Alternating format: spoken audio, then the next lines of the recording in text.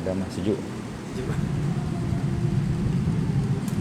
Lagipun dia ganggu mic. Bismillahirrahmanirrahim. Assalamualaikum warahmatullahi wabarakatuh.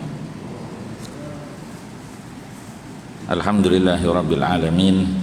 Nahmaduhu wa nasta'inuhu wa nastahdihi wa nastaghfiruh.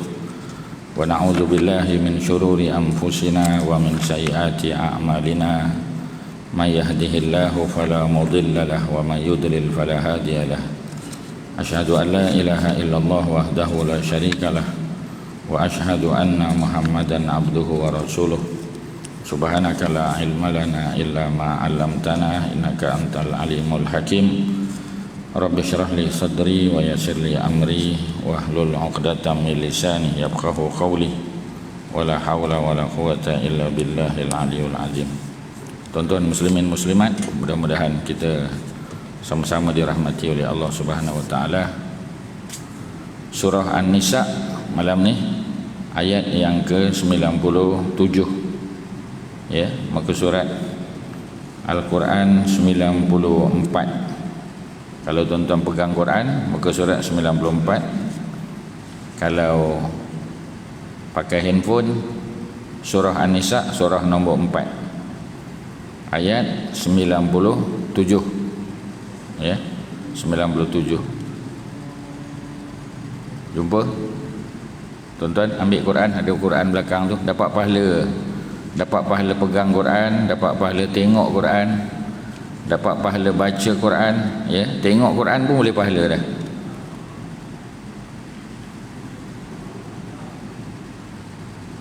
Tengok Quran pun boleh pahala, belum baca lagi tuan-tuan, ya. Jadi jangan lepaskan peluang. Kita berada pada 10, ya, hari pertama Muharram. Ini bulan-bulan terbaik tuan-tuan. Selain daripada 10 terakhir Ramadan, ya, 10 awal Zulhijjah dan 10 awal Muharram. Ini antara hari-hari terbaik dalam setahun, ya. Dan kemuncak, ya, pada Muharram ni sudah tentulah pada 9 dan 10 Muharram. Ahad dan juga Isnin ni kita berpuasa 9, ya. Nak puasa 10 awal pun boleh. Tapi kalau tak mampu, puasalah pada 9 hari Ahad nanti dan Isnin, ya, minggu depan. Dan kita habiskan 10 hari ini dengan membaca Al-Quran, ya, datang kuliah sama ada online, ya, ataupun fizikal, ya, kita panggil bersedekah, melakukan segala kebaikan dan pahalanya diganda oleh Allah Subhanahu wa taala. Amin. Auzubillahi minasyaitonirrajim. Ayat 97. Innal ladzina tawaffahumul malaikah. Inna, sesungguhnya, alladzina, orang-orang yang tawaffahumul malaikah, ya, yang mereka diwafatkan, dicabut nyawanya oleh para malaikat. Malaikat yang mencabut nyawa semua kita tahu, ya. Ketuanya Malakul Maut, ya, ataupun kita panggil Israel. Dan sudah tentu Israel ada anak-anak buah dia, dan tujuan dia tidak lain tidak bukan mematuhi perintah Allah untuk cabut nyawa. Sebab tu disebut di sini al-malaikah, ya. Dalam bahasa Arab al-malaikah tu perkataan jamak, ya, perkataan plural, bukan seorang tetapi ramai, ya. Kalau seorang kita panggil al-malak, ya. Sebab tu kita panggil Malakul Maut, sebab merujuk kepada Israel. Tapi kalau merujuk kepada tentera-tentera dia, anak-anak buah dia, al-malaikah ataupun malaikatul maut, banyak, ya. Bukan seorang, ramai. Jadi orang yang dicabut nyawanya oleh para malaikat maut, ya, mereka ini sebahagiannya berada dalam keadaan menzalimi diri mereka, ya. Quran sebut zalimi anfusihim. Mereka buat zalim pada diri mereka sendiri. Buat zalim ni bukan mesti pada orang lain lah, ya. Buat zalim pada diri sendiri pun ada. Contoh, masuk waktu maghrib tak sembahyang, ya. Tuan-tuan yang baru sampai surah An-Nisa surah 4, ya, surah An-Nisa surah 4 ayat 97, ya. Cerita hijrah malam ni tuan-tuan, ya. Sebab kita berada pada bulan Muharram, bulan pertama dalam kalender Islam, ya. Walaupun hijrah Nabi berlaku bulan Safar, ya, tetapi kalender Islam mula bulan Muharram. Tuan-tuan kena faham, ya. Kalender Islam mula Muharram, tetapi permulaan safar Nabi untuk berhijrah pada 27 Safar. Maknanya bulan Muharram Nabi tak hijrah lagi. Ya, masuk bulan Safar tu baru hijrah. Itu pun hujung bulan. Itu daripada sirah lah tuan-tuan. Ambil maklumlah ya. Nanti orang tanya kita bulan Muharram adalah bulan hijrah. Dari segi ya, dari segi apa kita panggil hakikat bukan Muharram lah. Cuma sebab kalender bermula daripada Muharram. Macam kalender Masihi mula pada Januari. Jadi ya, bulan Januari bukan bulan kemerdekaan kan. Bulan kemerdekaan bulan Ogos, ni bulan Ogos. Tapi tahun barunya daripada Januari hari itu ya, tahun baru. Bulan Islam sama juga ya. Muharram bulan yang pertama, tetapi bulan hijrah Nabi bermula daripada hujung Safar. Nabi sampai di Al-Madinah Al-Munawwarah, masa itu nama Yasrib, pada bulan Rabi' Al-Awwal ya. Jadi tuan-tuan ingatlah ya, kalender Islam tu. Nanti sebab sirah nabawiyah, tafsir Quran, hadis Nabi, tiga tuan-tuan ya. Sama ada tuan-tuan belajar tafsir Quran, tuan-tuan belajar syarah hadis, tuan-tuan belajar sirah nabawiyah, semua melibatkan bulan ya. Tuan-tuan kena tahulah ya, bila perang Badar contoh, dia mesti berlaku pada bulan selain daripada bulan Muharram. Bulan Muharram ada 4 ya. Setahun ada 12 bulan. Hafallah. Muharram, Safar, Rabiul Awal, Rabiul Akhir ya. Kemudian Jamadil Awal, Jamadil Akhir, Rejab, Sya'ban, Ramadan, Syawal, Zulqa'dah, Zulhijjah, 12 bulan kan. Itu kalender Islam. Dalam 12 bulan ada 4 bulan Muharram. Bulan Muharram bulan apa? Bulan Muharram adalah bulan gencatan senjata. Mana tak boleh perang. Ya, ada 4. Apakah dia? Zulqa'dah, Zulhijjah, Muharram, Rejab. Sebab itu semua perang Nabi tak pernah berlaku pada bulan-bulan Muharram. Mana ada? Ya, perang Badar contoh, perang Badar kan. Perang Badar berlaku masa tengah puasa. Mana bulan apa tu? Ramadan. Ya. Perang apa lagi kita panggil? Perang Uhud berlaku bulan Syawal. Apa ni, perang Khandaq, perang Parit berlaku bulan Syawal. Ya, kerana semua itu adalah bulan bukan gencatan senjata. Gencatan senjata tak boleh perang. Ya, sebab tu tak ada perang bulan Zulqa'dah, Zulhijjah, tak ada tuan-tuan. Ya, jadi kalau kita tahu kalender tu senang ya. Sebab kalender ni 12 bulan saja. Bukan 200 pun ya, ada 12. Jadi kita hafallah, ingatlah. Okey ya, cerita hari ni cerita perang Badar ya, yang berlaku pada bulan Ramadan. Tetapi ya, semasa perang Badar ni berlaku, yang lawan Nabi tu, yang datang daripada Mekah, yang lawan Nabi tu sebahagiannya adalah orang Islam. Ya, orang Islam tuan-tuan, tapi lawan Nabi. Jadi kalau zaman kita ni ada orang Islam lawan Nabi, tak pelik lah. Zaman Nabi pun ada orang Islam lawan Nabi. Perang lawan Nabi. Ya, sama ada mereka suka, terpaksa atau sebagainya, tapi mereka lawan Nabi. Ya, apa kesan dia tuan-tuan? Ni dia. Jadi ketika mereka dicabut nyawa oleh para malaikat dalam keadaan zalimi anfusihim, mereka menzalimi diri mereka. Ya, qalu, maka malaikat pun tanya pada mereka, fima kuntum ya, apa sebab kamu ni duduk dalam keadaan zalim? Apa zalimnya mereka buat? Mereka tak hijrah ya. Nabi arah para sahabat hijrah daripada Mekah ke Madinah, mereka tak hijrah.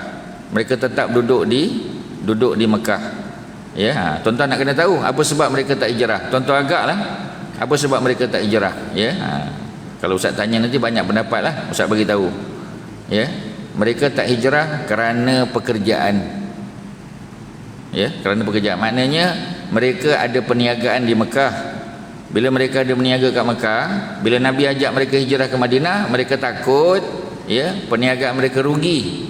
Bila mereka pindah ke Madinah, mereka terpaksa bersaing dengan orang Madinah. Jadi sebab duit tuan-tuan ya, sebab duit, sebab masalah financial ya, masalah ekonomi, maka mereka tidak berhijrah, duduk kat Mekah.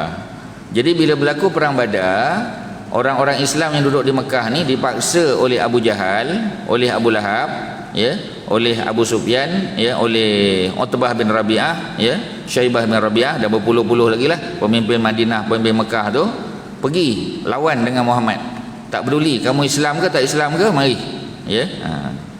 Jadi bila mereka masuk perang Badar, mereka kena bunuh ya, mereka terbunuh sebab lawan orang Islam ya. Bila musuh tak peduli tuan-tuan, bunuh aja, mati mereka Bila mereka mati, mereka zalim kerana orang lain perang mempertahankan Islam, tetapi mereka mempertahankan periuk nasi mereka.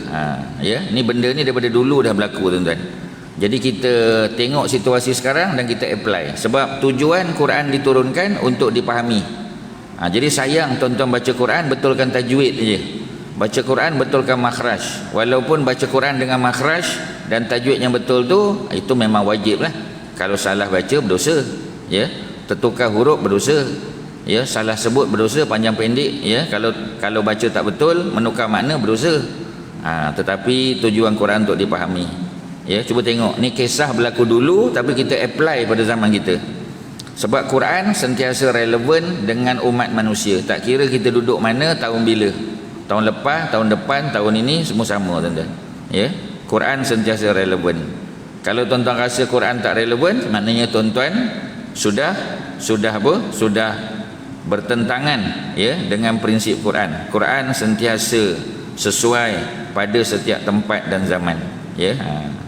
Jadi mereka pun ditanya oleh malaikat, qalu fima kuntum, pasal apa kamu zalim? Ya, pasal apa zalim ni? Pasal apa mati dalam keadaan lawan Islam, lawan Nabi? Ya.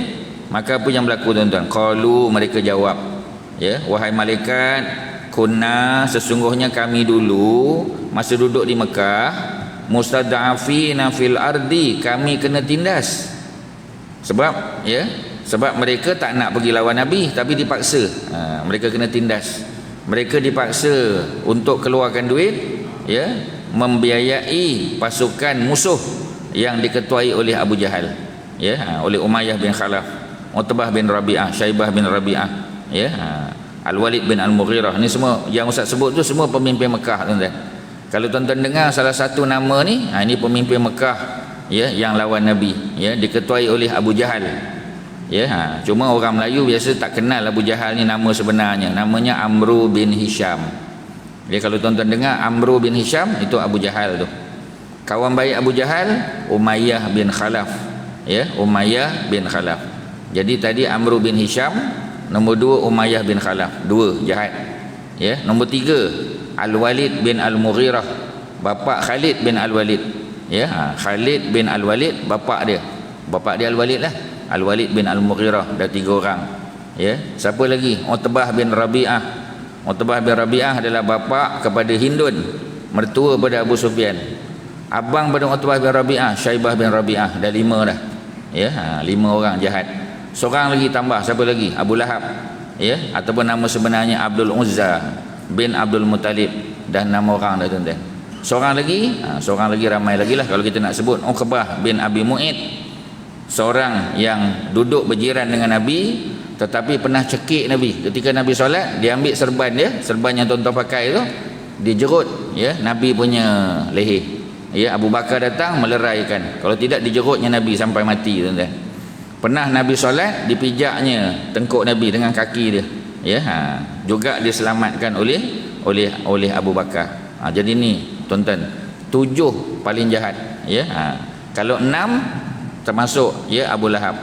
Ya, Ustaz ulang balik. Yang pertama Abu Jahal, Amru bin Hisham. Nombor 2 Umayyah bin Khalaf.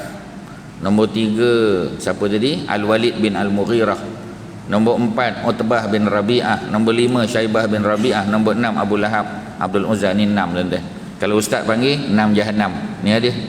Ya, paling jahat, tuan-tuan. Termasuk bapa saudara Nabi Abu Lahab. Ya, Abu Lahab bukan sekadar bapa saudara Nabi, beliau juga adalah besan Nabi. Kerana 2 anak Abu Lahab kahwin dengan 2 anak Rasulullah. Nabi ada 4 anak perempuan.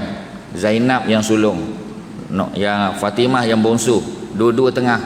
Ya, Ruqayyah bin Rasulillah dan Ummu Kulsum bin Rasulillah. Ruqayyah dan Ummu Kulsum, 2 anak perempuan Nabi, dipinang oleh 2 orang anak Abu Lahab. Maknanya, tuan-tuan, Abu Lahab tu bukan sekadar bapa saudara Nabi, beliau juga besan Nabi. Anak dia kahwin dengan anak Nabi zaman jahiliah. Ya, bila masuk Islam, anak Nabi masuk Islam, maka Abu Lahab paksa 2 anak dia ceraikan 2 anak Nabi. Jadi janda 2 anak Nabi. Barulah mereka kahwin dengan Osman bin Affan. Ya, jadi maknanya ketika Osman kahwin dengan Ruqayyah, Ruqayyah sudah janda. Kemudian bila Ruqayyah meninggal, Osman kahwin dengan adik Ruqayyah, yakni Ummu Kulsum. Ummu Kulsum pun janda juga. Dua-dua ya adalah janda yang diceraikan oleh dua anak Abu Lahab. Rapat tak hubungan Nabi dengan Abu Lahab? Sangat rapat. Ya. Ketika Nabi lahir, Abu Lahab lah yang paling segembira. Sembelih 100 ekor unta, tuan-tuan. Ya, dalam kitab apa ni, Nurul Yakin fi Sirah Sayyidil Mursalin, kitab sirah oleh Syekh Muhammad Khudari Beg, disebut bagaimana bagaimana Abu Lahab sembelih 100 ekor unta untuk meraihkan kelahiran anak saudaranya. Tetapi ketika Nabi bawa Islam, beliaulah orang pertama yang mencelakakan Nabi. Dia kata, celaka engkau Muhammad. Ketika Nabi berucap di mana? Di Bukit Safa. Ni sirah semua, tuan-tuan. Sirah ni tuan-tuan boleh baca. Tu dalam library kita tu ada banyak. Banyak kitab sirah, tuan-tuan boleh renung. Tuan-tuan boleh tengok cerita-cerita detail. Ustaz hanya simpulkan saja. Jadi 6 jahanam tadi. Ulang balik kali ketiga, tuan-tuan. Yang pertama Amru bin Hisham. Sebab tuan-tuan tengok, Ustaz tak tengok, tuan-tuan menyalin. Jadi Ustaz ulang supaya tuan-tuan lekat kat kepala. Amru bin Hisham. Siapa dia Amru bin Hisham tadi? Amru bin Hisham siapa, tuan-tuan? Abu Jahal. Abu Jahal tu nama yang diberi oleh Nabi, nama yang diberi oleh Islam kepada dia. Orang Mekah panggil dia Abul Hakam sebab dia orang yang bijaksana. Abu Jahal ni orang pandai, tuan-tuan. Orang pandai, ahli politik yang licik, seorang penunggang kuda yang hebat, seorang pahlawan gagah, peniaga yang berjaya. Dalam dunia dia bagus, tetapi di sisi Allah teruk. Sebab tu panggil Abu Jahal. Nama sebenarnya Amru bin Hisham. Itu yang pertama. Yang kedua, kawan baik kepada Amru bin Hisham. Siapa tadi? Umayyah bin Khalaf. Umayyah bin Khalaf ni ada adik jahat juga, Ubay bin Khalaf. Tak payah ingat yang tu, Umayyah saja ingat. Nombor 3, bapa Khalid. Al-Walid bin Al-Mughirah, jahat juga. Nombor 3.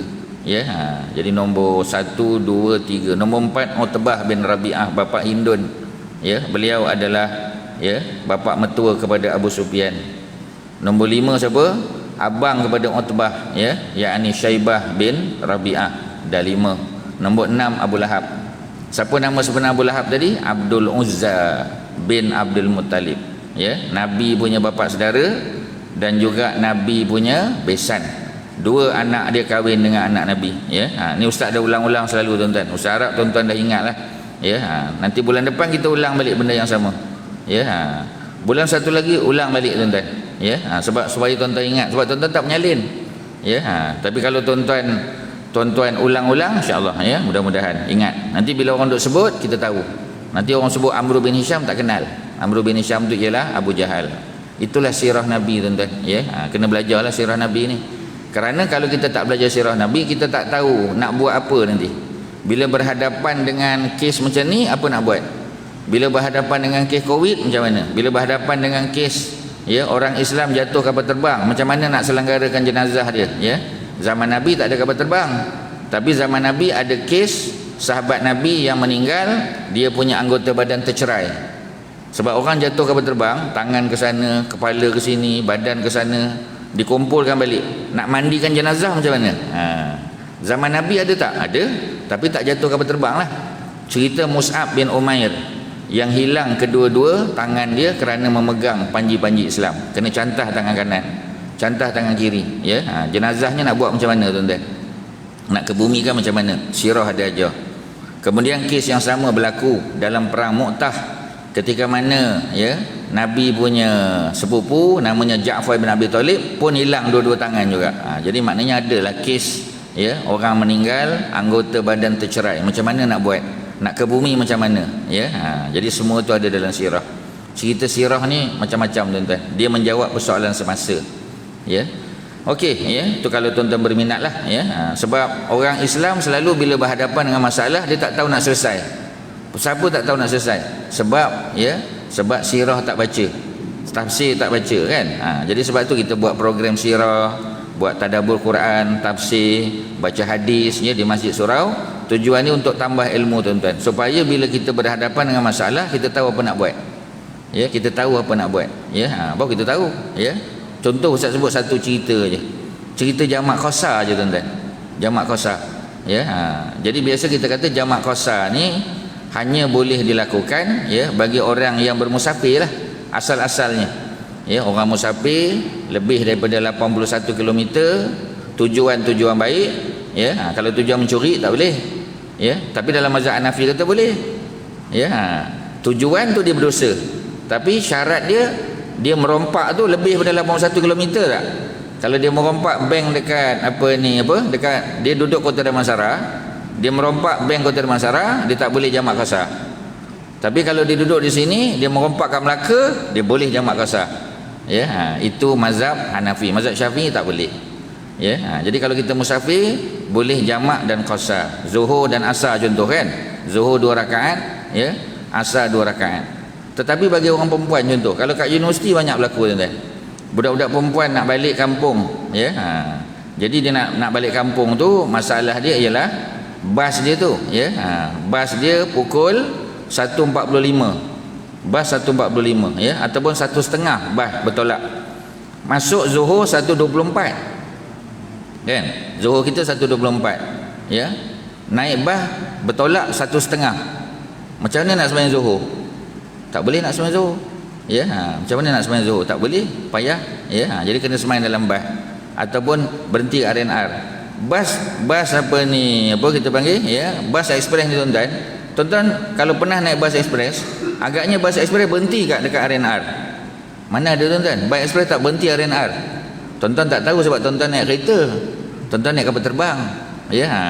Kalau tuan-tuan naik bas, tuan-tuan tahu. RNR tak berhenti dia. Dia berhenti dekat stesen minyak aje. Berhenti stesen minyak berapa lama? Tak sampai 10 minit kadang-kadang. Boleh tak nak semayang? Tak boleh. Macam mana nak selesaikan? Sirah ada penyelesaian dia. Ya. Ataupun orang yang nak musafir, ya, nak musafir pukul 2 dia dengan kawan dia datang 1.24 masuk, ya. Macam mana, boleh tak dia sembahyang dulu setelah masuk waktu di rumah dia, boleh tak?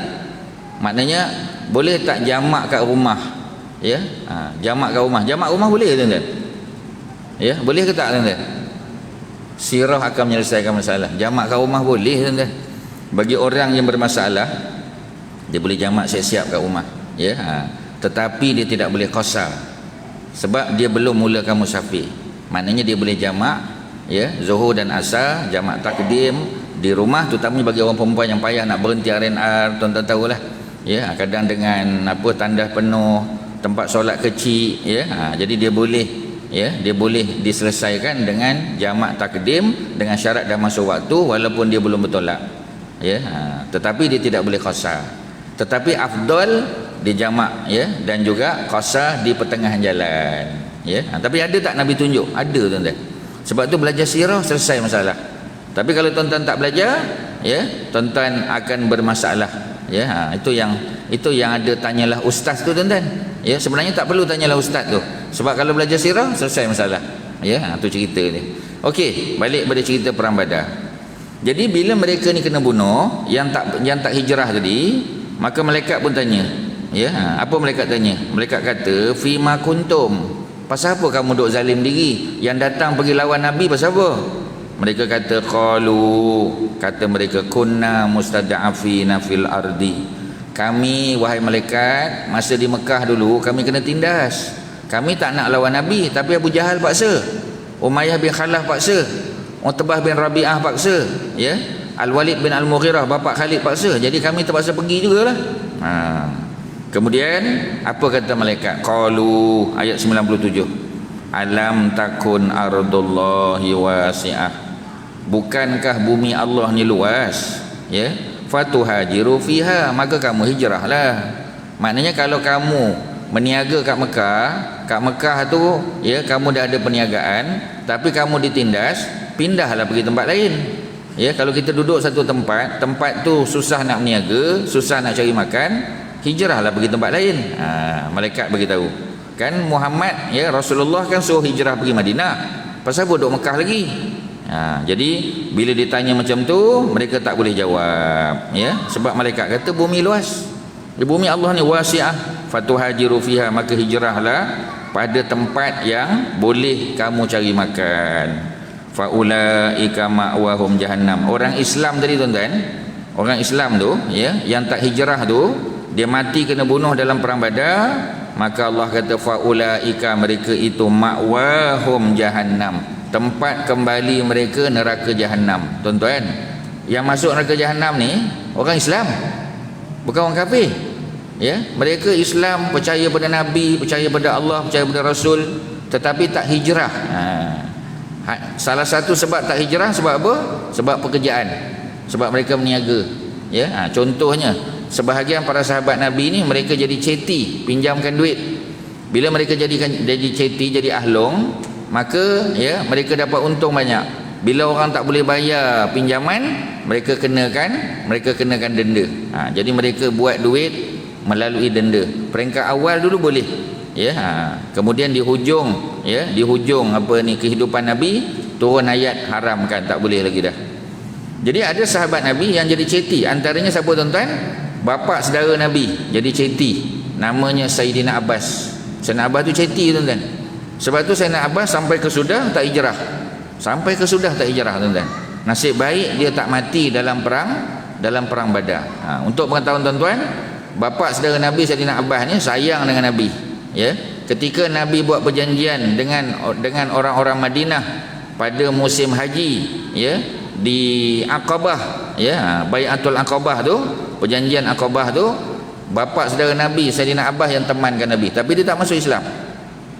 Ketika berlaku perang Badar, Abu Jahal paksa dia pergi lawan Nabi. Dia tak nak, kena paksa juga. Dalam perang Badar nasib baik tak mati tuan-tuan. Dia kena tangkap dan dia jadi tebusan, dia kena bayar tebusan. Nasib baik tak mati. Kalau mati dia masuk dalam golongan ni. Faulaika ma'wahum jahannam, maka mereka itu tempat kembali mereka adalah neraka Jahannam. Wasa'at masira, Jahannam itu adalah seburuk-buruk tempat kembali. Jahannam ni tuan-tuan, neraka yang khalidina fiha abada. Siapa masuk dalam neraka Jahannam tak boleh keluar. Neraka lain boleh keluar, neraka Jahannam tak boleh. Dan yang masuk neraka Jahannam tu sebahagiannya adalah orang Islam yang dah beriman kepada Nabi dan Rasul tapi tak hijrah, dan bila mereka terbunuh dalam perang Badar, mereka termasuk golongan yang dimasukkan dalam neraka Jahannam wal iyazubillah. Nampak tuan-tuan betapa pentingnya hijrah tu. Ya, ni zaman dululah, ya. Macam tuan-tuan dah duduk di Kota Damansara ni, duduk Kota Damansara lah. Tak payahlah pindah Damansara Damai ke, ya, Kota Kemuning ke, tak payah, tunda duduk sini. Ya, sebab perintah hijrah dah berakhir zaman dulu. Tapi kita hijrah minda kita. Ya, hijrah pemikiran kita pula tuan-tuan. Ini ambil contoh apa yang berlaku pada zaman Nabi dulu. Okey, ya. Ayat 97 selesai. Tengok 98. Apa sambung dia tuan-tuan? Ya. Kalau tuan-tuan tengok Quran ni tuan-tuan, ayat ni diterjemah, ditafsir oleh ayat yang lain, ya. Ayat 97 ya dikhususkan ataupun dikecualikan oleh ayat 98. Illa, melainkan. Jadi maknanya bukanlah makna semua orang Islam yang tak hijrah tu masuk neraka dah. Ya, ada juga yang dapat pengecualian, ada exception, orang putih panggil. Siapa tuan-tuan? Al-mustad'afin, orang-orang yang tertindas, minar rijal, daripada kalangan orang lelaki, wan nisa, orang perempuan, wal wildan, kanak-kanak, la yastati'una hilatan, yang mereka tidak mampu untuk buat helah. Ya, tak boleh buat helah. Wala yahtaduna sabila, dan mereka tak tahu jalan nak pergi ke Madinah tu macam mana. Kita kata takkan tak tahu? Ya tuan-tuan, Mekah Madinah 8 hari perjalanan dengan unta. 8 hari perjalanan dengan ribut pasir, dengan cuaca ekstrim panas. Ya, sebab tu orang Arab dulu kalau berjalan biasanya malam. Musafir malam. Sebab siang terlalu panas. Bila terlalu panas tak boleh tuan-tuan, badan lemah. Ya, jadi terpaksa berehat, pasang kemah, ya, duduk dalam kemah, berehat dulu. Malam menjelang baru mereka bermusafir. Kerana orang Arab bila bermusafir mereka berpandu kepada bintang. Bintang tu penunjuk arah, nak tahu utara, selatan, timur, barat. Sebab itu kalau orang bermusafir pada waktu malam, kalau cuaca gelap, cuaca tak elok, cuaca gelap, maka mereka tak musafir sebab mereka tak tahu arah. Ya, macam kita pakai gadget tuan-tuan. Ya, kita ada GPS, ya, kita ada apa kita panggil, ada Waze, ada macam-macam. Dulu tak ada. Sebab itu, ya, Suratul Nahl Allah bagi tahu wa alamatin wa bin najmi hum yahtadun. Ya, Allah jadikan tanda-tanda dalam alam ni. Ya, wa bin najmi, dan juga bintang. Hum yahtadun, orang yang bermusafir di padang pasir mereka jadikan sebagai petunjuk, sebagai pandu arah. Ya, itu jelas dalam surah An-Nahl. Ya, ayat yang ke berapa tu? 14, 15, ayat 16. Surah An-Nahl. Surah 16 ayat 16. Cerita tentang bintang dijadikan sebagai penunjuk arah. Ya. Jadi orang yang tertindas di Mekah, sama ada lelaki, perempuan ataupun kanak-kanak, kalau mereka memang tak ada kekuatan, tak ada cara nak buat helah. Helah ni tuan-tuan, ya, helah ni kita Ustaz bagi contoh tuan-tuan zaman moden. Dulu tuan-tuan, ya, mereka yang duduk di negara blok komunis, ya, blok Rusia, kalau berlaku sukan Olimpik, ya, yang sedang berlangsung sekarang ni sukan Commonwealth, ya, sukan Commonwealth, dia tak ada negara-negara blok komunis, tak ada, ya, sebab Commonwealth ni mana Commonwealth, ya, negara-negara yang pernah dijajah oleh British lah, ya. Tapi kalau blok Rusia dulu, kalau berlaku apa kita panggil, berlaku sukan Olimpik, maka atlet daripada negara-negara Soviet Union, ya, kalau dululah, ataupun daripada negara-negara komunis, jadi mereka mencari suaka politik bila berada pada sukan tu. Ya, contoh masa sukan Olimpik berlaku dekat US dulu.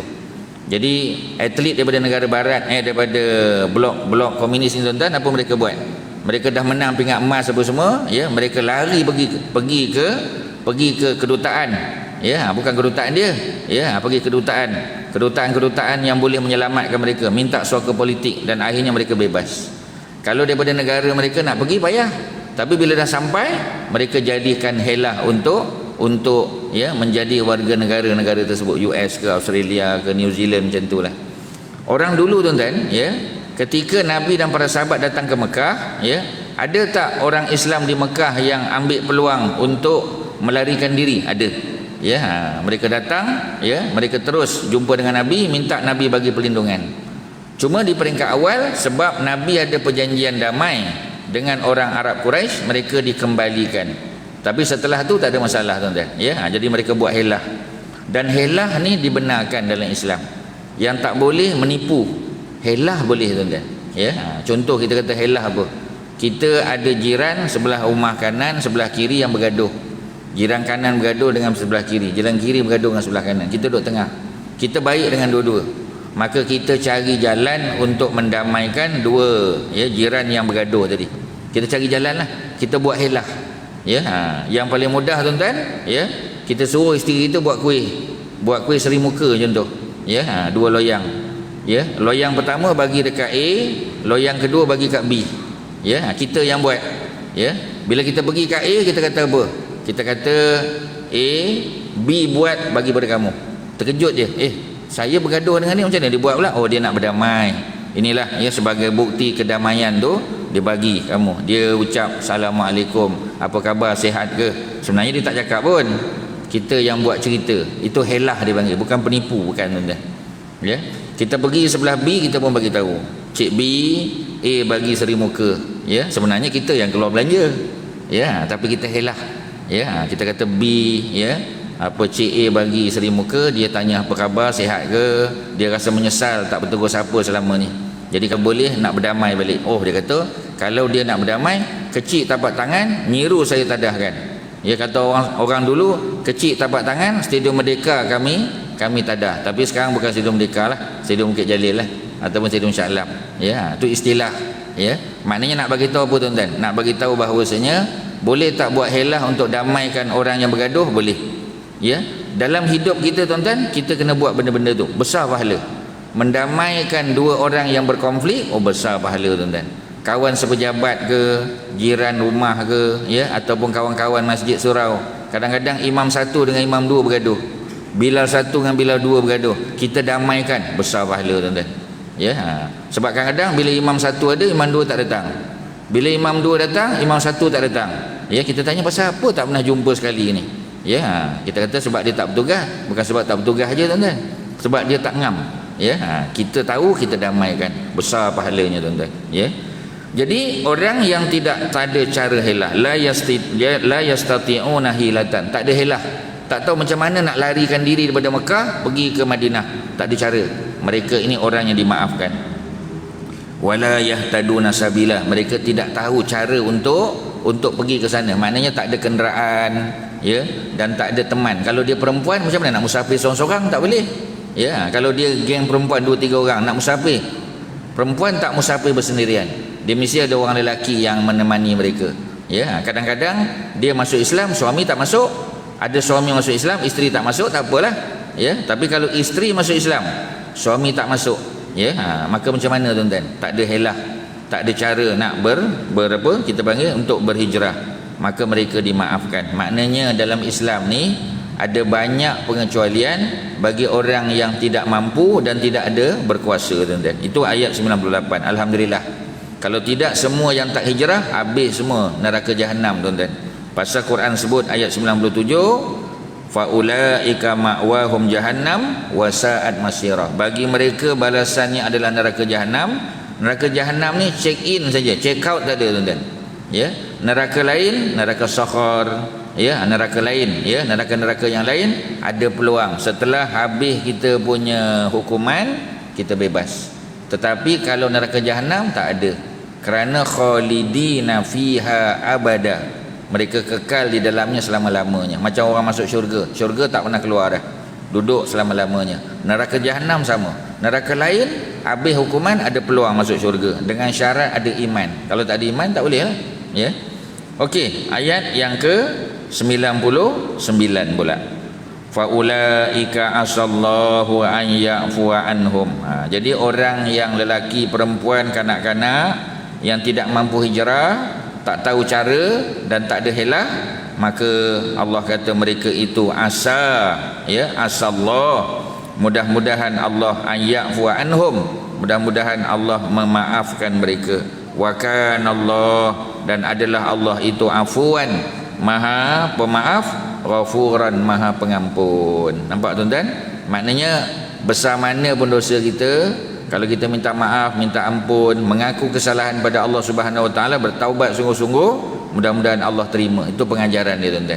Ya, sebab itu manusia yang datang dengan dosa setinggi gunung, dengan dosa seluas lautan, tapi kalau datang itu dalam keadaan bertaubat dia, tuan-tuan, sungguh-sungguh nak meninggalkan kejahatan itu, mudah-mudahan Allah akan bagi ruang untuk diampunkan dosa, tuan-tuan.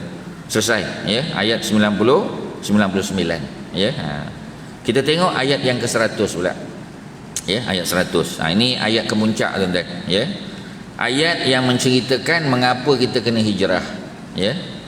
Wa man yuhajir fi sabilillah. Jadi ada perkataan yuhajir. Yuhajir mana hijrah lah, ya. Daripada hajara yuhajiru, ya. Dan sesiapa, man dalam, kalau tuan-tuan jumpa dalam Quran, man ni merujuk kepada lafaz umum. Lelaki boleh, perempuan boleh, kanak-kanak boleh, orang pencen boleh, siapa-siapa saja. Ya, sama ada dah hidup, masih hidup ataupun telah meninggal dunia, man. Ya, tapi kalau kes ni yang masih hidup lah, sebab orang mati nak hijrah macam mana? Mati dah. Wa man yuhajir fi sabilillah. Dan sesiapa, baik lelaki, perempuan, kanak-kanak, orang tua, orang muda, yuhajir, yang berhijrah, fi sabilillah, pada jalan Allah, yajid fil ardi muraghaman kasiran wasa'ah. Nampak, tuan-tuan? Sesiapa yang hijrah pada jalan Allah, tujuannya contoh, ya, berperang contoh, lagilah, ya. Kalau tujuan macam tuan-tuan, ya, sebahagian tuan-tuan ni bukan datang daripada Selangor, ya, tuan-tuan ni sebahagian orang Kedah, daripada Kelantan, daripada Terengganu, datang hijrah, ya, datang Kuala Lumpur ni sebab dapat kerja kat sini, kerja dengan Petronas, dengan TNB, ya, dengan Tenaga Nasional, ya, dengan TM, dengan company-company duduk kat KL ni, kerja dengan swasta, kerja dengan kerajaan, ya. Tapi asal daripada kampung, ya, daripada Kelantan, Terengganu, Kedah, Perak, Johor, Pulau Pinang, macam-macam, Sabah, Sarawak, ya. Boleh tak hijrah datang ke jalan Allah? InsyaAllah boleh, tak ada masalah. Nak mengaji ilmu contoh, ya, pelajar daripada Kelantan, ya, masa SPM di Kelantan, ya, kemudian kita kata matrikulasi di Nilampuri contoh, ni pelajar agama lah, ya, matrikulasi di Nilampuri, masuk tahun 1 datang UM Lembah Pantai PJ, ya, kena datang hijrah, ya. Alhamdulillah dia dapat keputusan yang baik, ya, sambung master contoh, jadi pensyarah, duduk di Kuala Lumpur contoh, ya, bekerja di universiti tempatan ataupun swasta, atau mengajar di mana-mana sekolah di merata-rata tempat di Malaysia, mana hijrah, ya, semua itu mudah-mudahan fi sabilillah, niat ikhlas. Jadi orang yang berhijrah pada jalan Allah, sama ada berperang, ya, ataupun pekerjaan dan lain-lain, apa balasannya nanti Allah akan cerita, tuan-tuan, ya. Kita bagi laluan daripada azan, kita sambung insya-Allah ayat 101, ya. Tuan-tuan kalau ada soalan boleh tanya.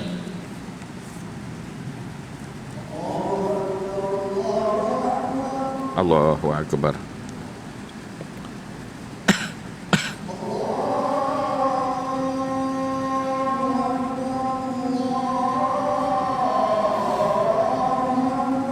Allahu akbar.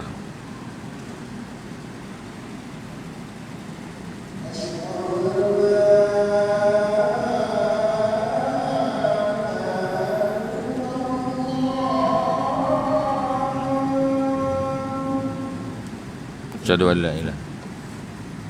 Apa komentar Ustaz tentang kenyataan menyatakan sistem pondok akan melahirkan penganas? Cerita lama tu. Ya. Sistem pondok, Asyhadu an la ilaha.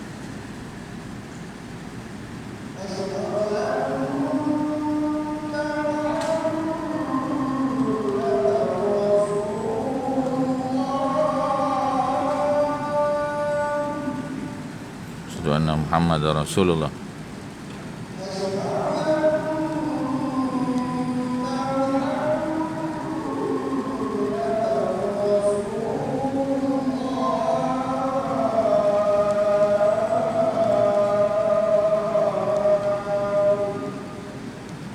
Asyhadu anna Muhammadar Rasulullah.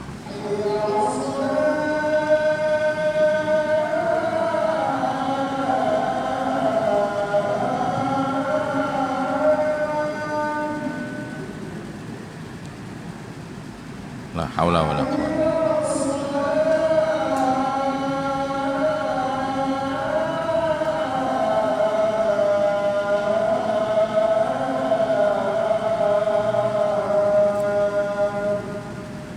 La haula wala quwwata illa billah.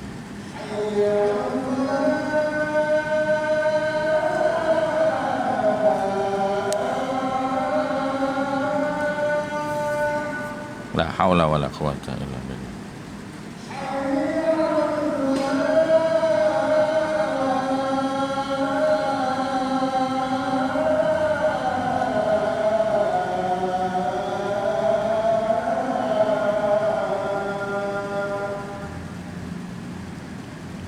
La haula wala quwwata.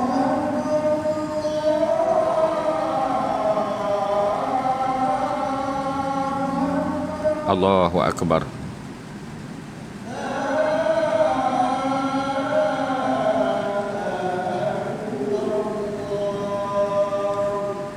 La ilaha illallah Muhammadar Rasulullah.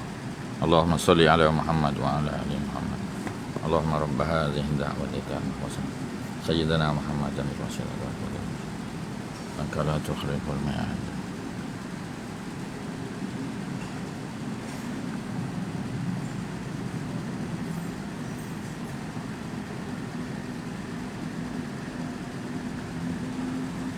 Bismillah walhamdulillah.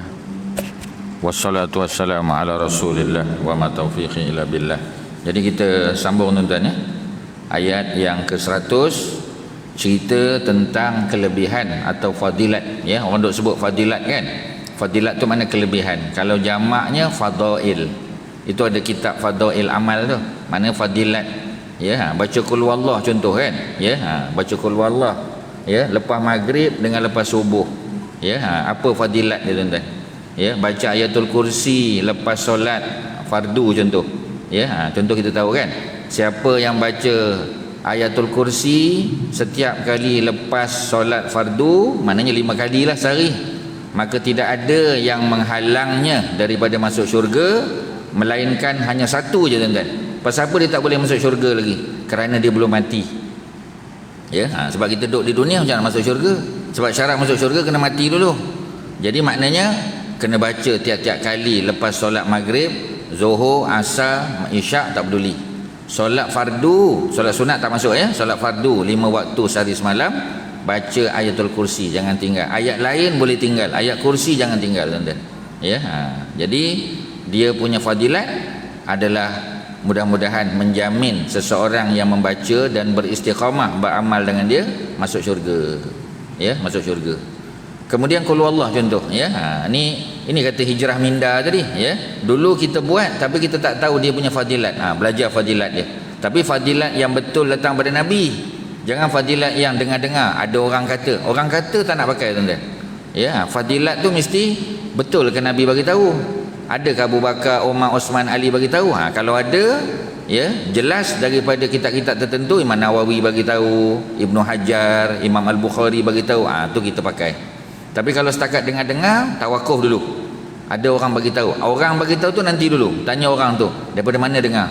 Ya, dia kata adalah dengar. Ada satu ustaz bagi tahu dalam kitab Riyadhus Shalihin. Okey, percaya. Dalam kitab Riyadhus Shalihin, Bulughul Maram, kitab ya, kitab tu kitab ni. Tapi kena pastikan dulu. Kadang-kadang orang main sebut je kitab tu. Ya, kadang kitab tu tak ada pun. Bunyi Arab kita kata, bunyi Arab kitab kot. Ya, tentang majalah aja tuan-tuan. Ya, ada juga ya, dia guna, dia bagi tahu ada satu kitab, rupanya majalah hiburan tuan-tuan.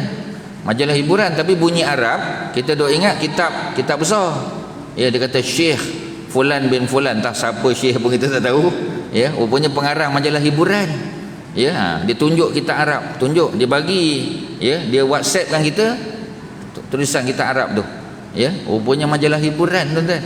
Ya, kita tak tahu. Kita duk ingat rupanya betul, rupanya tak betul. Nanti dulu, sabar dulu. Jadi ya, Ustaz share dengan tuan-tuan malam ni ya, sempena ma'al hijrah ni ya. 3 kali baca lepas subuh, 3 kali baca lepas maghrib ya. 3 kul tu. Ustaz baca hadisnya. Hadis riwayat Imam Ahmad ya. Qul huwallahu ahad, pertama, wal muawwizatain. Qul huwallahu ahad ya, baca 3 kali. Kemudian wal muawwizatain, dan 2 surah yang dipanggil sebagai surah pelindung. Yang pertama qul a'udzu birabbil falaq, yang kedua qul a'udzu birabbin nas. Ya, imam pun baca tadi ya, imam kita, ustaz imam kita pun baca qul a'udzu birabbil falaq, qul a'udzu birabbin nas. Ya, jadi maknanya nak bagi tahu bahawasanya dua surah ni ya dibaca bila tuan-tuan? Ya, dibaca hina tumsi wa hina tusbih. Maknanya baca 3 kali ya pada waktu pagi, maknanya selepas subuh, dan 3 kali dibaca selepas maghrib. Ya, hina tumsi itu maknanya waktu maghrib ya. Maknanya belum malam. Kalau isyak ni malam. Ya, tapi dibaca lepas maghrib. Baca berapa kali? Salasan, 3 kali. Ya, pagi sama juga lepas subuh. 3 kali baca lepas maghrib, 3 kali baca lepas subuh. Qul huwallah 3 kali, qul a'udzu birabbil falaq 3 kali, qul a'udzu birabbin nas 3 kali. Apa fadilat dia tuan-tuan? Hadis ini hadis hasan. Ya, apa ceritanya? Nabi kata qul huwallahu ahad wal muawwizatain hina tumsi wa hina tusbih. Qul huwallah, qul a'udzu birabbil falaq, qul a'udzu birabbin nas ketika petang, maknanya waktu maghrib, lepas maghrib. Wahina tusbih lepas subuh, salasan 3 kali. 3 ya. Yakfika kulla yaumin marratain. Tuan-tuan, Nabi kata siapa yang baca 3 qul huwallah, 3 qul a'udzu birabbil falaq, 3 qul a'udzu birabbin nas selepas subuh dan juga lepas maghrib, apa tuan-tuan? Yakfika kulla yaumin. Allah cukupkan keperluan kita tuan-tuan. Setiap hari Allah cukupkan. Marrataini 2 kali. Setiap hari tapi 2 kali. Maknanya bila baca lepas subuh, Allah cukupkan keperluan kita sepanjang siang. Bila kita baca lepas maghrib, Allah cukupkan keperluan kita sepanjang malam. Apa lagi nak tuan-tuan? Ya, mungkin selama ni tuan-tuan baca tapi tuan-tuan baca sekali. Qul huwallah, qul a'udzu birabbil falaq, qul a'udzu birabbin nas. Ya, tak memadai. Sebab Nabi kata mesti 3. Ya, Allah cukupkan keperluan tuan-tuan waktu siang dan malam. 2 kali Allah cukupkan. Ya, jadi maknanya tuan-tuan, kalau hari tersebut kita tak baca, kalau tuan-tuan punya keperluan tidak dicukupkan oleh Allah, jangan salahkan Allah ya, sebab kita tak memenuhi SOP dia. Jadi penuhi tuan-tuan. Ayatul kursi jangan tinggal setiap kali lepas solat fardu. Qul huwallah, qul a'udzu birabbil falaq, qul a'udzu birabbin nas jangan tinggal lepas subuh dan lepas maghrib saja. Lepas zuhur, lepas asar, lepas isyak cukup sekali. Lepas maghrib tak boleh tuan-tuan, mesti 3. Lepas subuh mesti 3. Kita amal tuan-tuan, bendanya kecil aja, bukan susah, ya. Sebab itu ada seorang sahabat tuan-tuan, ya. Seorang sahabat ni datang mengadu ke Nabi. Dia kata, ya Rasulullah, di kampung kami, sebab Nabi mengimamkan solat di Masjid Nabawi. Zaman Nabi tu ada satu lagi masjid tuan-tuan. Apa nama masjid tu? Zaman Nabi, Masjid Nabawi dekat tengah-tengah bandar tu. Satu lagi masjid. Apa nama masjid tu? Di Madinah. Masjid apa tuan-tuan? Masjid apa? Masjid Quba. Ya, Masjid Quba dengan Masjid Nabawi itu jaraknya 3.2 km. Jauh jugalah, kalau jalan kaki letih lah tuan-tuan. Ya, Masjid Nabawi Nabi imamkan. Masjid Quba ada imam lain. Ya, pasal Nabi fokus pada Masjid Nabawi. Sekali-sekali Nabi pergi Masjid Quba. Setiap Sabtu, Isnin, Khamis Nabi pergi. Hari lain Nabi tak pergi. Ya. Jadi ada orang Quba, jamaah Quba pergi komplain ke Nabi tuan-tuan. Ustaz nak bagi tahu tuan-tuan, geng repot-repot ni tuan-tuan, zaman Nabi pun ada. Geng repot ni yang tak puas hati ni zaman Nabi, yang tak puas hati dengan imam, dengan AJK, dulu pun ada tuan-tuan. Tuan-tuan yang ketawa, memang ada, dulu pun ada. Zaman sekarang lagi berlambak tuan-tuan. Dia datang bukan nak dengar ceramah, dia datang nak cari apa benda boleh pusing balik. Ya, apa benda boleh timbul fitnah. Zaman Nabi pun ada tuan-tuan. Jadi Nabi kata nak report apa? Dia kata, ya Rasulullah, kat kampung kami, kat Masjid Quba tu ada seorang imam ni, setiap kali lepas pada Fatihah, dia akan baca qul Allah. Lepas Fatihah aja baca qul Allah. Ini nak cerita kelebihan qul Allah. Lepas Fatihah baca qul Allah. Ya, cerita ni ada dalam tafsir Ibnu Katsir tuan-tuan. Ya, Ibnu Katsir punya tafsir pun ada dekat library tuan-tuan tu. Sampai berabuk lah Ustaz tengok, tak ada orang sentuh tuan-tuan. Tuan-tuan mungkin ambil gambar aja. Tapi tak, bila nak ambil gambar tu nak posting kat kitab lah. Tapi kitab berabuk tuan-tuan. Sama kat universiti pun sama tuan-tuan. Ya, kadang setahun sekali orang datang cuci tu, ya, sebab apa? Sebab dah bersarang dah, ya. Pasal orang tak mengaji, tak ambil kitab, tak tengok tuan-tuan, ya. Kecuali ada assignment baru pergi tengok. Jadi apa yang berlaku, ya, dia pun report, ya. Nabi kata, ya ke? Dia kata, ya ya Rasulullah. Nabi kata panggil imam tu, ya, sebab Nabi ni orang yang adil. Jadi tuan-tuan, bila kita dengar satu pihak, kita kena dengar satu pihak yang lain. Ya, orang putih kata, ya, kita kena dengar both sides of the coin. Kita tengok yang kepala, tengok yang ekor juga. Nabi pun panggil imam tu. Ya, Nabi kata, imam, ya, betul ke ada orang report, ada jamaah report, ya, imam lepas Fatihah baca qul Allah. Tapi bukan qul Allah saja. Baca Fatihah, lepas tu qul Allah, dia sambung surah lain. Tapi qul Allah tak pernah tinggal. Maghrib, Isyak, subuh memang orang dengar dia baca qul Allah. Ya, jadi Nabi pun kata, apa yang menyebabkan kamu asyik baca qul Allah aja ni? Tapi tuan-tuan jangan salah, ya, bukan qul Allah saja. Qul Allah kemudian diikuti dengan surah lain. Macam kita qul Allah saja tuan-tuan. Ya, ini qul Allah dan diikuti dengan surah lain. Apa berlaku? Yang berlaku ialah dia kata, ya Rasulullah, ana uhibbu hazihi surah. Aku suka, aku cinta, sayang sungguh dengan surah ni. Nabi pun tengok muka dia, Nabi kata apa tuan-tuan? Nabi kata, hubbuka iyyaha yudkhilukal jannah. Nabi kata apa tuan-tuan? Hubbuka, cinta kamu, ya, terhadap surah ni, iyyaha yudkhilukal jannah, akan memasukkan kamu dalam syurga. Ya, yang repot diam tuan-tuan. Geng-geng repot ni terdiam. Dia ingatkan Nabi nak marah imam tadi. Rupanya Nabi puji pula tuan-tuan. Ya, sebab tu tuan-tuan jangan repot sangat. Ya, kok malu kita besok, ya. Orang yang repot pula dapat anugerah, dapat datuk, dapat tan sri tuan-tuan. Orang yang merepot tak dapat apa-apa tuan-tuan. Ya, jadi maknanya nak bagi tahu, ketika lelaki tadi bagi tahu pada Nabi, ya Rasulullah, aku cinta sungguh surah ni. Nabi kata, kecintaan kamu terhadap surah ini, hubbuka iyyaha yudkhilukal jannah, akan memasukkan kamu dalam syurga, ataupun adkhalakal jannah, akan masukkan kamu ke dalam syurga. Maknanya tuan-tuan, au kama qala Rasul, cerita qul wallah ni Allahu akbar. Ya, Nabi pun sebut. Ya, Nabi sindir pula tuan-tuan.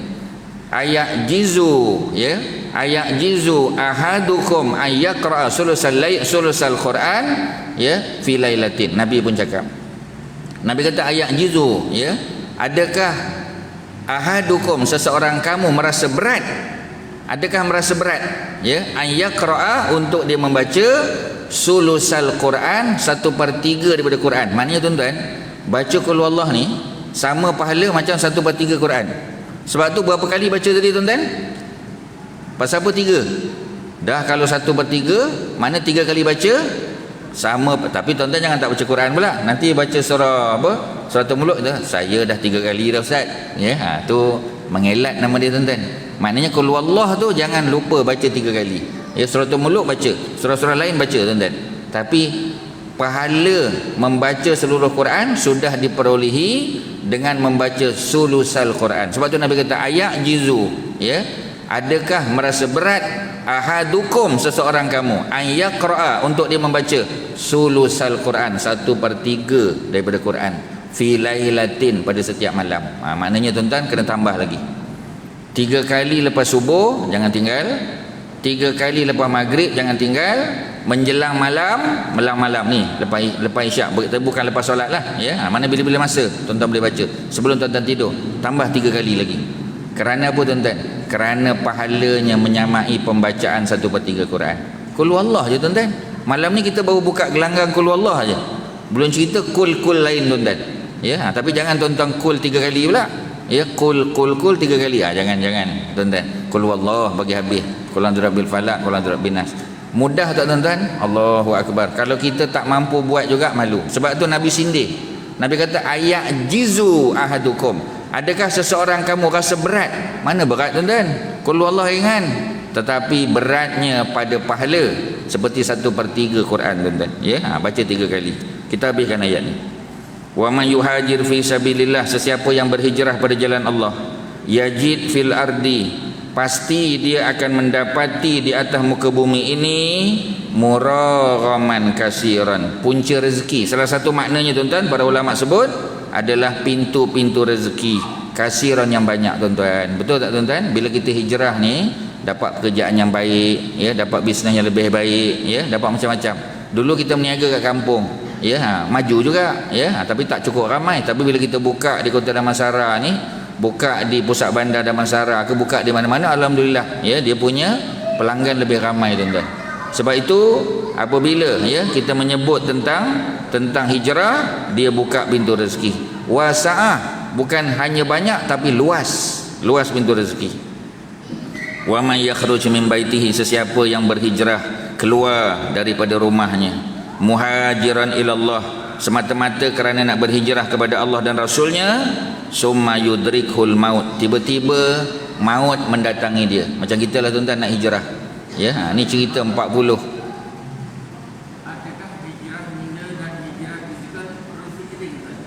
Jadi soalannya hijrah fizikal dengan hijrah minda, contoh hijrah pemikiran tuan-tuan, ya. Dua-dua ada peranan. Macam tuan-tuan oleh kerana dah duduk di Kota Damansara, tak payah pindah fizikal, tak payah pergi kota lain pula, cukuplah Kota Damansara sudahlah tuan-tuan. Tak payah tukar ke Kota Kemuning, ya, kota apa lagi, Kota Anggerik, tak payah tuan-tuan, duduk je sini, ya. Tetapi minda kita, pemikiran kita, ya, belajar. Ni majlis-majlis ilmu ni untuk kita mengubah minda lah, ya. Selama ni kita rasa apa yang kita buat tu dah cantik dah. Bila kita dengar pengajian, kita kata selama ni saya duk baca sekali je lepas maghrib, sekali je, ya, rupanya 3. Kita dah tahu, kita ubah minda kita betulkan, kita baiki tuan-tuan. Selama ni mungkin kita baca ayatul kursi lepas subuh, alhamdulillah, lepas zuhur baca, lepas maghrib kadang kelang kabut tak baca. Kita kena baca, kita dah tahu. Jadi ubah minda kita, ya. Fizikal tak payah ubah, minda kita ubah tuan-tuan, ya. Kemudian apa lagi tuan-tuan? Jadi mati, ya, mendatangi dia dalam perjalanan. Tiba-tiba Allah dah cabut nyawa dia, malaikat dah cabut nyawa. Maka Nabi Allah sebut faqad waqa'a ajruhu 'ala Allah, maka sesungguhnya pahalanya itu sudah berada pada Allah Subhanahu Wa Taala. Maknanya Allah dah bagi pahala dah tuan-tuan, jangan bimbang, ya. Sebab itu pasang niat yang baik, ya. Kita pagi-pagi dah kata malam ni ada kuliah nak datang, niat siang-siang, dapat pahala dah tuan-tuan, Allah catat dah. Walaupun malam nanti tiba-tiba ada masalah, ada hal, anak tak sihat ke apa, hantar klinik ke ataupun tu, tak ada masalah tuan-tuan, pahala dapat, ya. Kerana apa? Kerana orang yang berniat untuk hijrah, dia keluar dalam perjalanan, belum sampai lagi dia meninggal dunia, ya. Summa yudrikhul maut faqad waqa'a ajruhu 'ala Allah, pahalanya sudah diberi oleh Allah Subhanahu Wa Taala. Wa kana Allahu ghafuran rahima, dan Allah itu maha ghafur, maha pengampun, rahima, maha belas kasihan. Sebab itu ada orang yang tak layak untuk diampun, tetapi kerana sifat Allah yang maha belas kasihan, Allah ampun juga tuan-tuan. Ya, selesailah pembincang kita pada malam ni. Ustaz jawab soalan haji kita, ya, cerita tentang betul ke, ya, betul ke, ya, kita kata pengajian sistem pondok madrasah ni tuan-tuan menghasilkan, ya, teroris kita tuan-tuan, fundamentalis, ya. Kalau makna fundamentalis ini dia diambil daripada perkataan fundamental. Apa makna fundamental Islam? Quran, hadis, pegang pada akidah yang betul. Kalau itulah makna fundamentalis, betul lah tuan-tuan. Tapi kalau makna fundamentalis tu orang yang teroris, orang yang kita kata pemikiran yang keluar daripada pemikiran yang betul, tidak seperti mana Islam yang dipahami oleh Nabi dan Rasul, maka tak betul lah tuan-tuan. Sebab beberapa ramai ustaz-ustaz kita kebanyakan mengaji pondok, ya, paling kurang, ya, celup-celup pun ada tuan-tuan, ya, celup-celup pondok tu mana pergi cuti sekolah pergi 2 bulan, ya, cuti semester pergi 3 bulan duduk pondok. Dia tak duduklah 7-8 tahun memanjang tak, ya, tapi mengaji pondok juga, ya. Alhamdulillah jadi pegawai kerajaan, pensyarah universiti, ya, sebahagian jadi ahli politik pun ada, ya, sebahagian jadi apa kita panggil, jadi tokoh-tokoh korporat, ya. Cuba tuan-tuan tengok latar belakang dia, daripada sekolah agama, daripada madrasah. Ya, jadi kalau nak kata pengajian pondok tu menyebabkan seseorang tu jadi orang ekstremis, fundamentalis, teroris, tak betul tuan-tuan. Tapi ada tak yang tersasar? Ada, ya. Tuan-tuan, ya, yang mengaji universiti tersasar pun ada. Tuan-tuan saya nak beritahu di UM tuan-tuan, ya, ada beberapa orang pensyarah yang kita kata cenderung kepada ajaran Syiah contoh. Ya, bila kita tengok dia tak pernah pergi Iran pun. Tak pernah pergi Iran, tak pernah mengaji dengan apa kita panggil, ya, pensyarah-pensyarah daripada Iran, tak pernah. Bila kita tengok, kita tanya, mana dapat apa ni terkesan dengan Syiah ni? Oh, dia kata masa mengaji PhD buat dekat Scotland, mengaji di Aberdeen, mengaji di Edinburgh, mengaji di Glasgow tuan-tuan. Maknanya dapat Syiah tu kat sana. Orang dapat Syiah pergi Iran. Tak tuan-tuan. Sebab apa? Ya, sebab kebetulan ada pensyarah yang cenderung pada Syiah di sana. Jadi oleh kerana dia buat PhD dengan pensyarah tu, ya, yang supervise dia pensyarah tersebut, maka akhirnya terkesan dengan pahaman Syiah. Maknanya tuan-tuan, bukan mesti madrasah, bukan mesti pondok, ya, mengaji di mana pun ada orang yang jadi Syiah, duduk di pejabat, ya, sebab kebetulan, ya, dia punya company itu international, maknanya multinational company. Jadi ada orang Turki, ada orang Azerbaijan, ya, ada orang Iran, ya, ada orang Iraq. Jadi dia terpengaruh dengan kawan-kawan. Maknanya sebab pekerjaan. Boleh tak kita buat keputusan semua yang kerja dekat TM, Petronas, ya, ataupun mana-mana company-company besar ni, ya, maknanya GLC ni semua Syiah? Tak boleh lah tuan-tuan. Yang terpengaruh mesti ada. Sama ada kerana sekolah, ya, universiti, tempat pekerjaan, kawan-kawan ataupun jiran-jiran pun ada juga tuan-tuan. Ada satu tempat tuan-tuan, ya, kita kata pelik dia ni, mengaji accountancy, ya, kerja sebagai accountant, ya, jawatan bagus dah, latar belakang sekolah agama, tiba-tiba jadi Syiah, ataupun jadi ajaran sesat. Sebab apa? Rupanya jiran dia ada juga. Jadi kita tak boleh buat generalization, tak boleh tuan-tuan, ya. Maknanya dalam apa jua keadaan pun boleh. Sekolah, universiti, tempat kerja, jiran, ya, persekitaran, macam-macam tuan-tuan. Itulah, ya, yang boleh Ustaz kongsi dengan tuan-tuan, ya. Kita dalam konteks hijrah tak perlu hijrah fizikal sekarang, ya, sebab Nabi sebut la hijrata ba'dal fathi walakin jihadun wa niyah. Tak ada tuntutan hijrah ke Madinah, tak ada, ya. Setelah Nabi membuka kota Mekah, Fathu Mekah pada tahun 8 Hijrah, maka tidak ada lagi tuntutan hijrah ke Madinah, tak perlu.